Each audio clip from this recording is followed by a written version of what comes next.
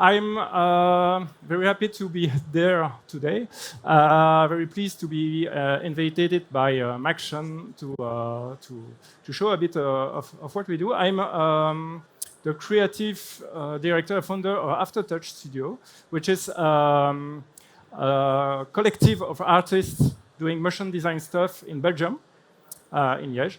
So I'm basically the 3D guys of the teams, and I will show you a bit of what we do and what we are trying to achieve is in the very specific market of Belgium, which is a very small country with a lot of constraints, and there is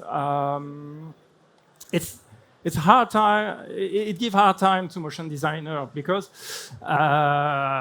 we get small projects, small budgets, and as every artist tends to do big animation projects, and so we have developed a very particular way to get to our creativity by simply embracing all the constraints and just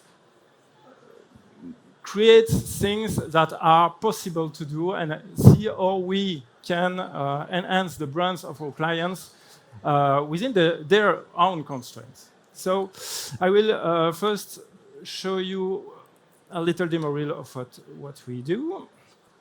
Okay, no sounds. Everything runs smoothly. So we do a lot of After Effects stuff. We do a lot of 2D animation. And we also do mixed and hybrid projects like this. Okay. And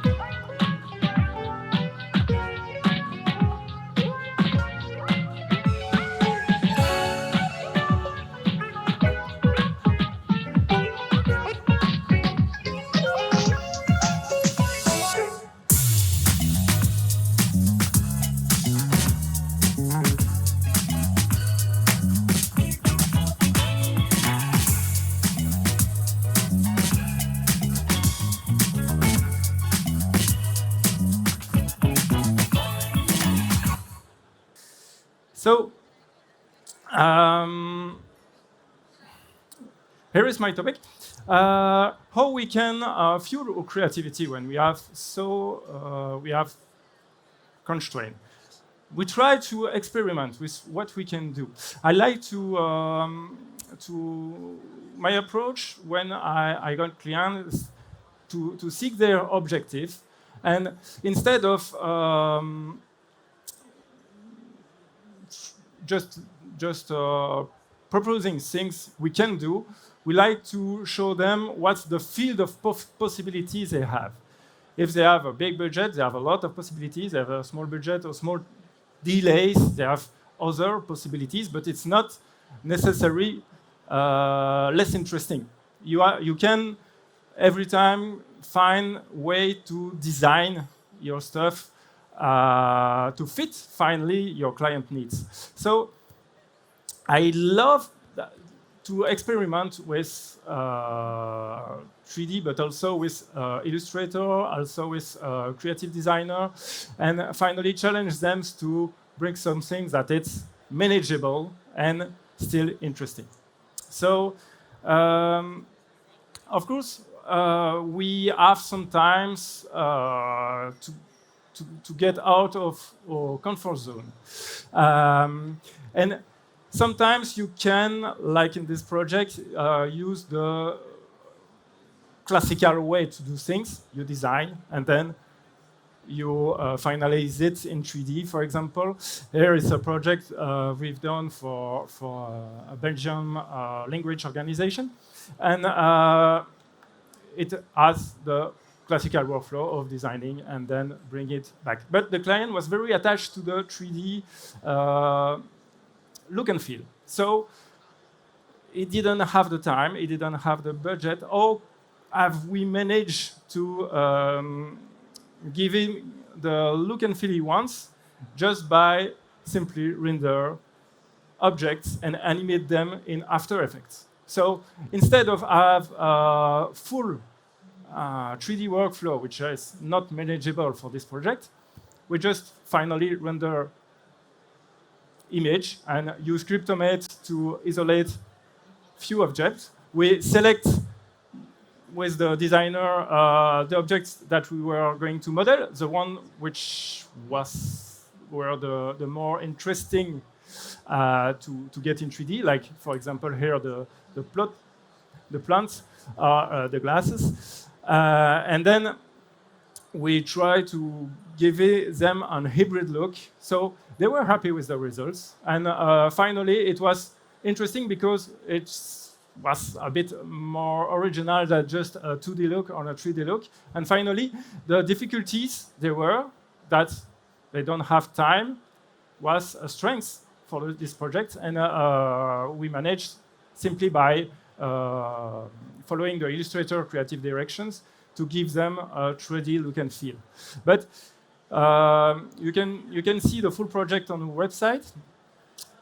You will see that every object moves like a layer in After Effects with like 2D animation, but it's an hybrid thing. And I like this kind of project because it's challenging us to just try to get creative. Finally, design, it's problem solving. And in motion design, we often forget about the problem solving part of the job. And I think what client needs, it's a solution to the problem. It's often a communication problem.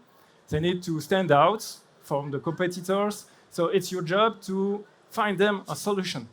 And if there are big constraints, like small budget or small delays, it's your job to find them a solution. So that's a bit our vision for this kind of stuff. So I follow 3 rules when I receive projects. And first, the most important rules I follow is to really analyze the brief. Because often in the brief, you have a directive, you have sometimes mood board. Now you have the client or the communication assistant that brings IA image or mood board of stuff. And finally, when you analyze with them the project, you see that everything is not aligned. They have ambitions, and they have message, and they have values, and they have marketing inquiries. So what's important in a brief? Often they all put everything together, and you have to get a hierarchy of the problems. So your big problem is that. So let's focus on that, and then let's see what we can do to. But and often they will think with you this process. This process is very important because it brings confidence. When you have a good brief analysis, you create a relationship with the client, and this relationship is very important for the rest of the project because the client will give you their confidence. And I work a lot with a confidence approach. I'm not sure of my English for this point, but it's not very great. So, for example, a style frame we made for a project we didn't get, and it's for an event which had happened in Liège. And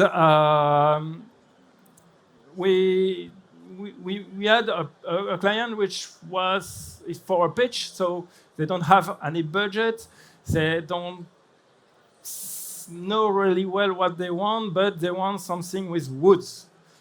Because their concept because there is a marketing team on the project, and there is a scenographer that add something to make it. So they had branch concept because branching, making relationship, making networking. So it's for a networking event.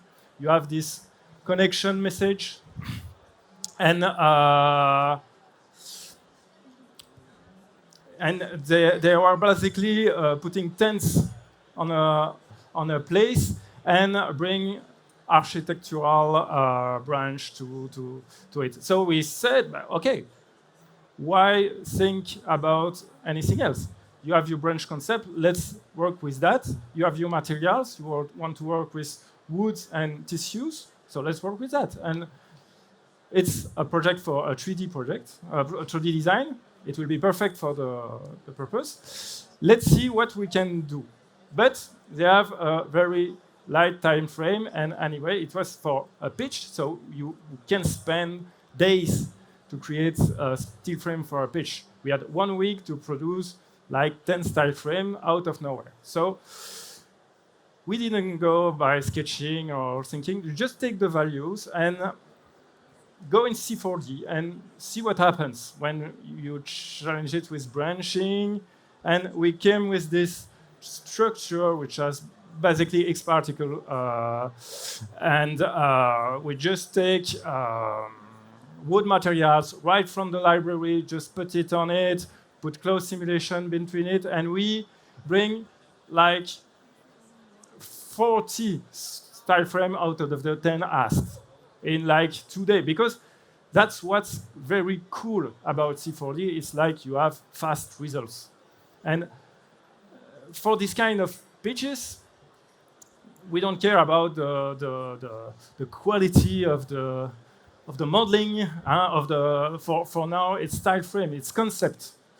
So you need to have something the client can relate on. The client can present on his hierarchy and project themselves into the project. And the client were very happy with what we achieved here. We're just the graph. They take everything. We didn't win the project because it was too expensive finally. So, but anyway, the process was good, and we do a lot of stuff like this, you see, and we don't seek perfection. We seek efficiency, like Dushan just before said. Efficiency is the most important things. And I think it's right. And the second thing very important when you have this creative process is what are the main constraints. It's if your project has a very short delays, you can't go with character animation, for example. It's not possible. You can't maybe have ultra high-end renders because you don't have the resource, or you don't have the time, or maybe it will be risky to go with very high-end render, very high-end compositing, because you just know you don't have the delay. So it can get down. You can take some. You can be late, and it's not good. So no, you maybe sometimes you have to work with specific materials. Sometimes the client has a graphic chart, a very precise graphic chart, and you have to follow it. And even if you don't like the color, and it's a constraint. So we take everything together, and we confront them with the brief analysis. And how can we achieve the objective and still managing all these constraints together? And finally, the solution is often the needs creativity. Needs creativity, but because you can't always, it will define itself. So for this project in particular, I've told about it. If you look the final results, we had a mix of 2D and 3D animation. I already talked about it, but the client didn't care at all about how about the fact that we didn't do a 3D character animation. They want 3D character animation. They want character animation, but they don't want 3D character animation. So in this film, I don't have it here, but all the animation part is 2D, and the creator is 2D in a 3D environment. And finally, the look and feel. It's a compromise between what the client wants and when you can achieve it in the delay.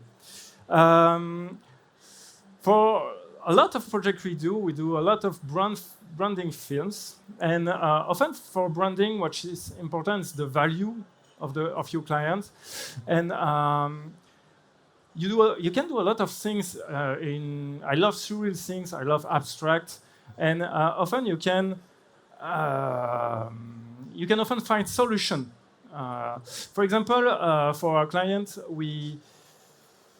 they wanted to show these multiple possibilities. They were a solution-solving company. It was for a law firm, and the main thing they want to show to the client was that, okay, you can come up with anything, we will find a solution for you. And then we bring this idea of this Rubik's Cube, but heavy Rubik's Cube with a lot of thing difference, that finally bring it together. And Rubik's Cube is finally solution solving of a complex problem. So it was a perfect metaphor, but it looks ultra simple. It was ultra simple to produce. So it didn't take, it's a 1 week project. And finally we have a 45 seconds animation out of it. The modeling, finally, most of the time we handle the rendering because it's very important to have something which looks nice. But except for that, animation is super fast, modeling is super fast, and client is super happy. So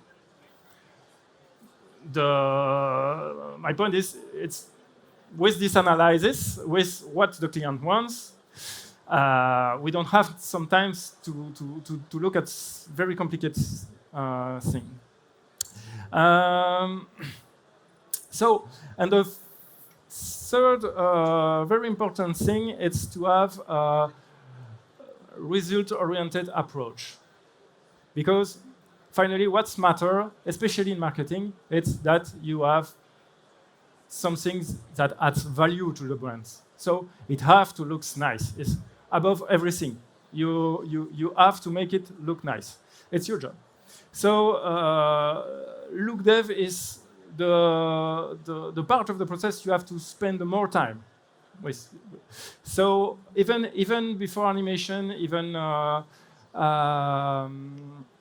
most the same time that the conceptual phase.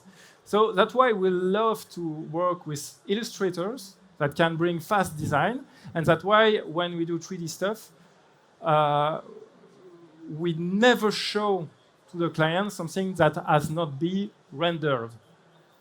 Because I don't work with professionals of cinema, I don't work with director, I work with clients. And when you show them your works, if there are flaws in it, if it's not looking good, they lose confidence in your job. So we have this, okay, let's try something, but render it light, little compo, little things needed to make it look good. And we only show, we prefer show less, but show stuff that looks good. And when you respect these 3 rules, finally, I find it pretty easy to manage hard or small brief or thing where you can maybe sometimes struggle with production problems, and finally turn it like a creativity opportunity. So I will speak about this project in particular. I will show you how we made this scene, for example.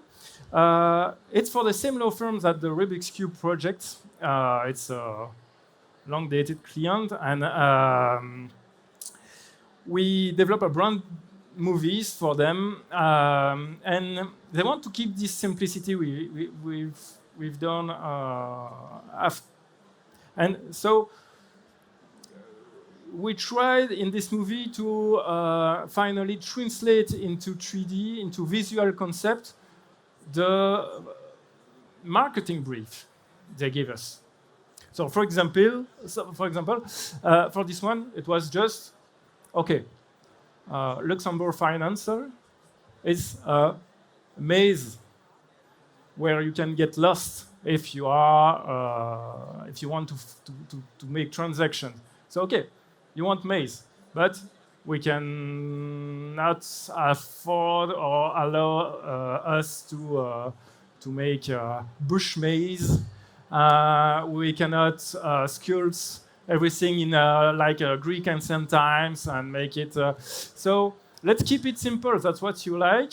Okay, let's get with primitives.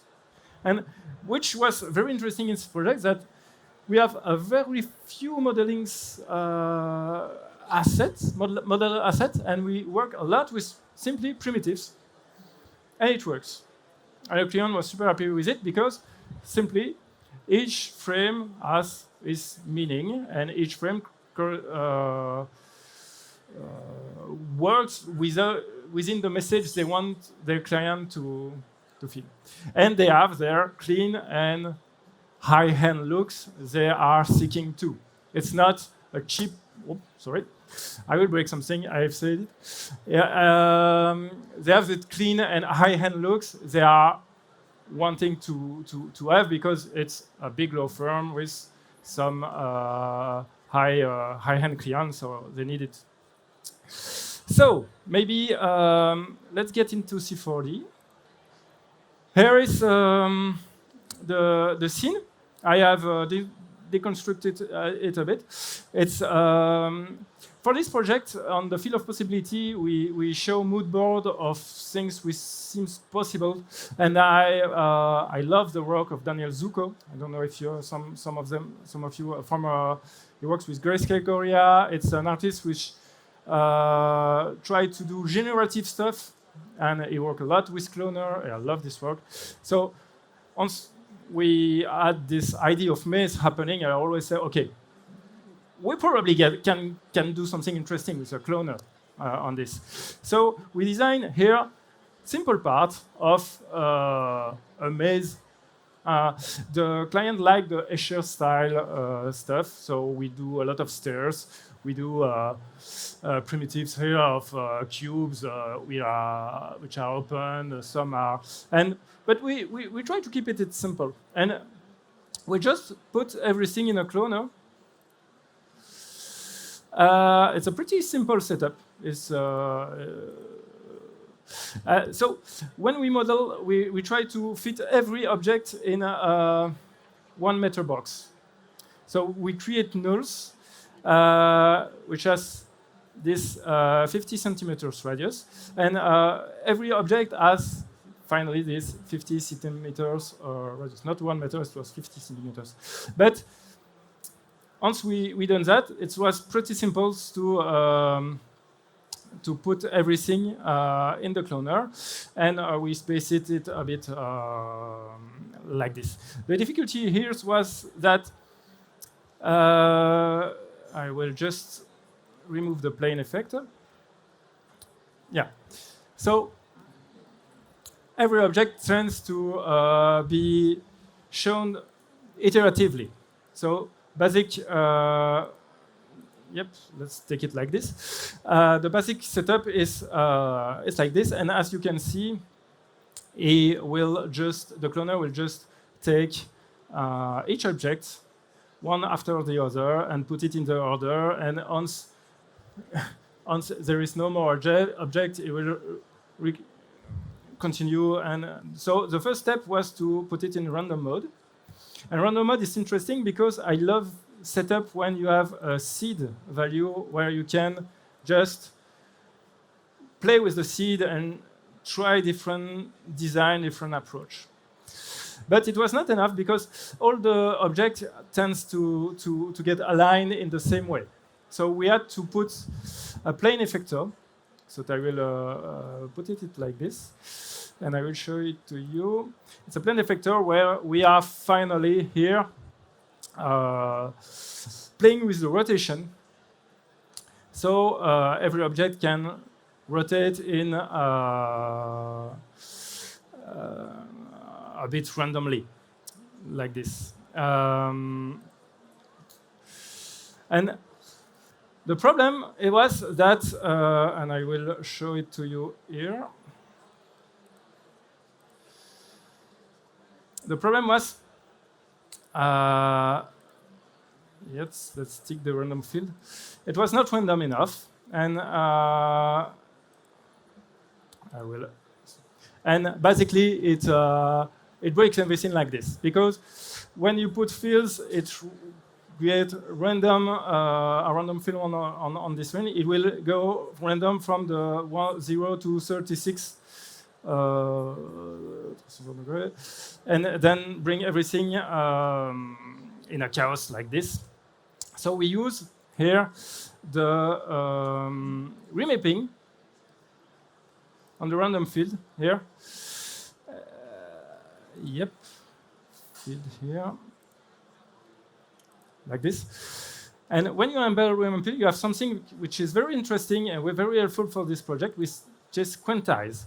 And quantize make it basically like it will jump from step to step from value. So if you divide, I'm bad with the sheet, but if you divide the 36 in 4, you have 90 degrees, and then it will just give random rotation into the 90 degrees, which was pretty convenient for this project. So it's a pretty simple setup, but it was pretty effective too. And we try live. We finally found the final design of this maze live with the client next to the computer, and we just play with the seeds and the random fields to find the setup that he pleased the most. So it was good also with the artistic direction. That's what I mean. So I want to show you another things, and we will go from scratch here. It maybe will be more interesting. I will show you a bit more like we've done this tile frame here with the ropes. It was for a project for a tissue brand in Belgium, and they want to show how they connect with their clients. So we take the wool concept and show some strains of wools that are doing a knot. It's a pretty simple setup. Anyway, it's something I have experienced before, and I know I can produce something fastly in this kind of stuff. So, and that's something I love with C4D, that for things that are looking complex, sometimes you have very simple solution. And I will show you how to do this pretty fast. Let's make a capsule here, like this, maybe in Z. Let's get it a bit. Let's remove some segments. We don't want that much segments. Something like this. I will show the lines. I think it's enough. Let's make it editable. Let's going to age and select the different age here and here. I'm guessing it will be okay. Let's convert this age into actual spline. So let's use the H2 spline here. It's the new version of C4D. They move it. H2 spline. Okay. It's a laptop. Here we go. Then you got your spline here, which is basically, we can remove this. We don't need it anymore. So I've basically created few splines here, which are connected. And of course, I will use the rope, the dynamic rope. But before that, I need to make a knot out of it. So I will take some cylinder. Let's maybe do things like this. Okay, put this one here. let's animate it fastly. Maybe here we can put a bit more frames to have something a bit more smooth. And let's rotate here on the P and have it like 400 up. Not the good one. It's never the good one. Let's delete this track. Okay. It's this one. Okay. Always messing with the. Let's put this keyframe here. And 500, something like this. Let's see. Okay. We have something rotating, which will bring the ropes. And I will duplicate this cylinder, put it on the other side, just get to my keyframe, let's put this in negative. There we go. And then I have two opposite rotation. Let's get it down. Let's put a rope on it. Let's put simply here some collider for the ropes. Okay. We can hide them for the viewport, but we'll do it later. And let's see what happens. Up, of course, forget one thing. We will remove the gravity. So we just go into simulation, scene, and let's put the gravity to 0. Okay. So now I should have here ropes, basic rope stuff. You see the spline here isn't looking very good because it's there is not enough points. So let's go to object and let's change this to cubic and get this to natural. So with that, Cinema 4D will have a lot more points and will produce a much cleaner simulation. And let's get rid of these just to take back the rope here. So as you can see, we have something pretty clean.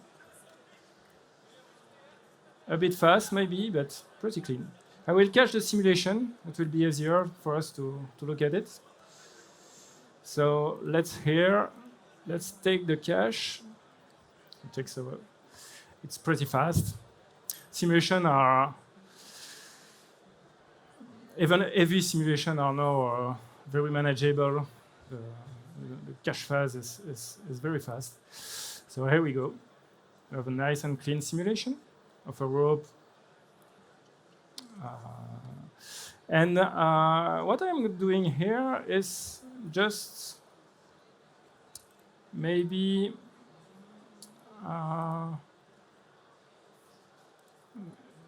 maybe I will just convert this to Alembic. So why I'm doing this? Just select the folder.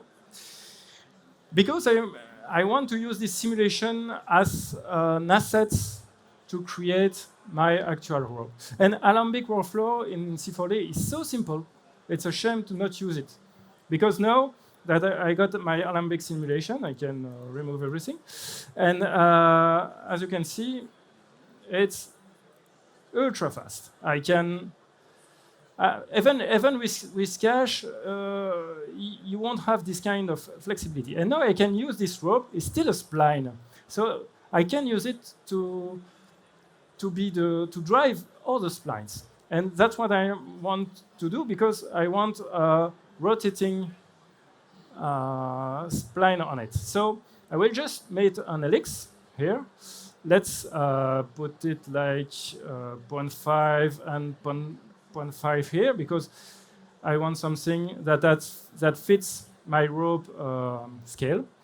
So here we go. Put an absolutely high value here to get this kind of rotating lace, maybe.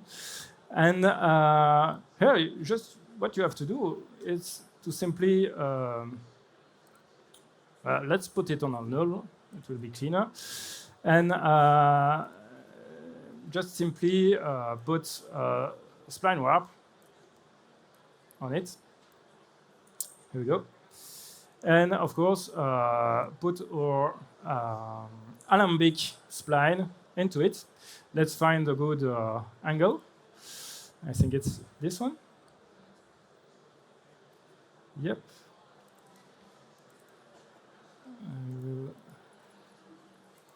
On this one. I think I don't have enough rotation, and I don't have enough points. I'd like to put 34 points. Let's put it to natural too, and let's put 8,000 subdivision, because without enough subdivision, I will not have this rotated correctly. So let's put 2,000 then, even. Here we go. And maybe let's get this a bit. And as you can see, we have a setup where we will be able to simply drive our spline like this. But the interesting thing is it will drive everything here. So maybe we can duplicate this helix here and just rotate it by 90 degrees to have a second one. Let's do it like this. And of course, let's add 90 here. Everything like this.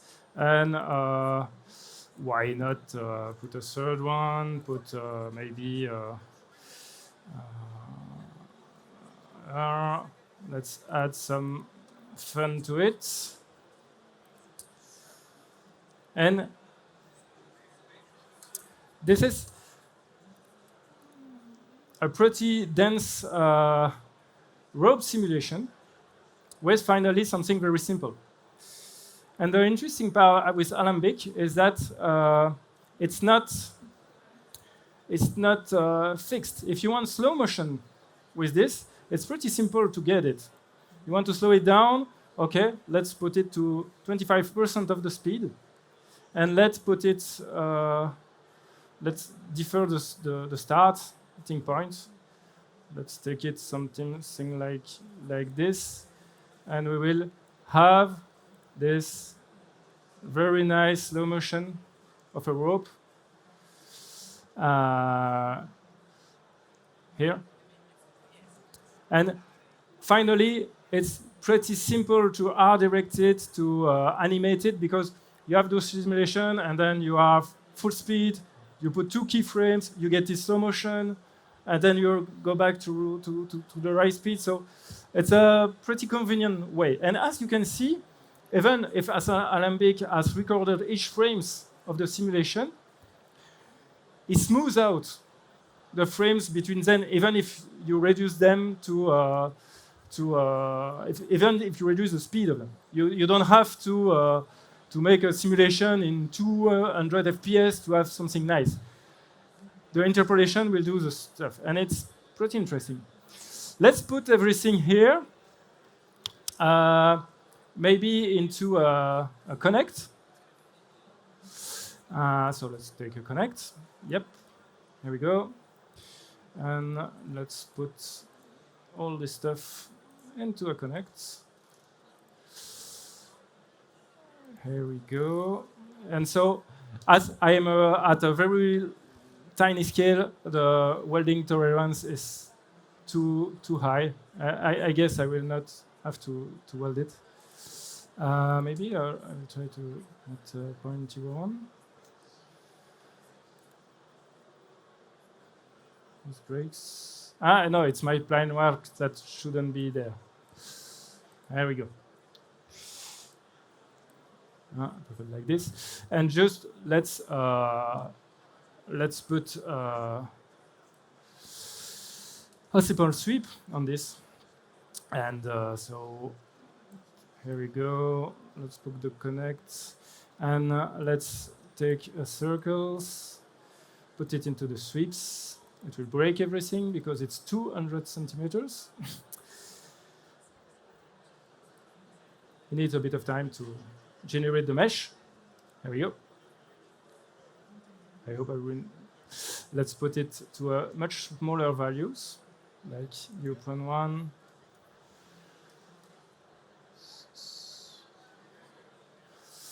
Maybe let's zoom in a bit.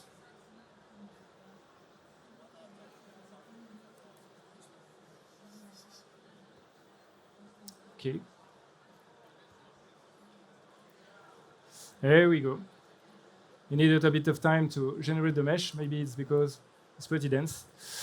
And as you can see, you have now this interesting mesh of things melting together. And you can play with the size to make it look right, but it's a pretty straightforward setup to create this kind of stuff. And finally, I've made it in 10 minutes. It's pretty simple.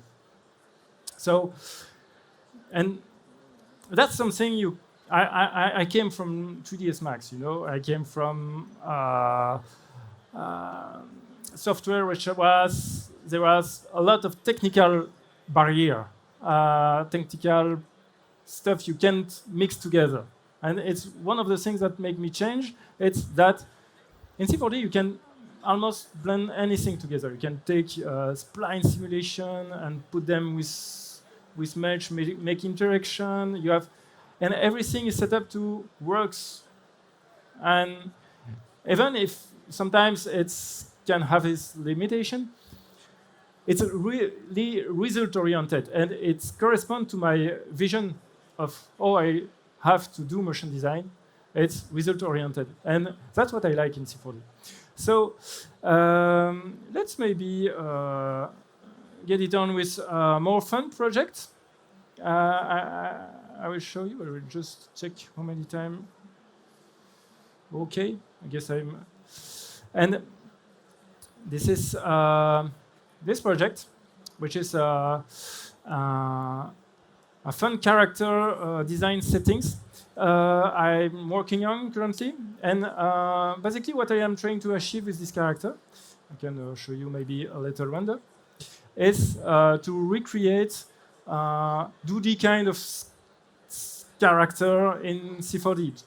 Try to see if we can do character like we do in 2D motion design when you have to make fast projects. So you basically take Illustrator, draw a few shapes, and bam, there is your character. And finally, it's efficient because the character is not the subject. The subject is something else. So, and in 3D, we often can't use character because it's complicated to create and it's complicated to animate. So I try to see with the volume measure if I can do something that allows me to generate 10 heads, maybe, or 10 characters in a day.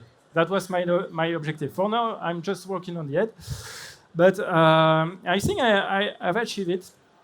I will not look too much into it, and I will show it to you later on the Sage booths, because I think I've made my time here, so I will not drive it too much. But I will show you maybe some.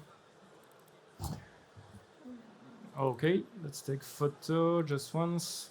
There we go. Some tests I've done it. So each time from this character you've shown before, it's exactly the same setup. Just move things and try to achieve some results. And from the character you've shown before to this one, it's just 10 minutes. And we can do it with you. And why it's 10 minutes? Because everything is rigged to move together. So you have the eye setup, you just move things and create other character. And you can also create angry ones. Love the air in C4D. It's ultra fast to use and it's pretty effective. And you can, there is few parameters that can allow you to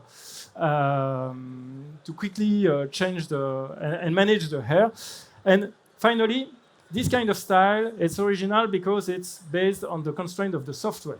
So, how can I create an appealing character within C4D in less than a day. So that's the starting point, and then you start to design, and it's a problem-solving approach. So thank you, everyone. I think I'm already depressing a bit. It was a pleasure. I hope you find it interesting. And I don't know how to conclude. Concluding is not my best strength. Thank you so much, Nicolas.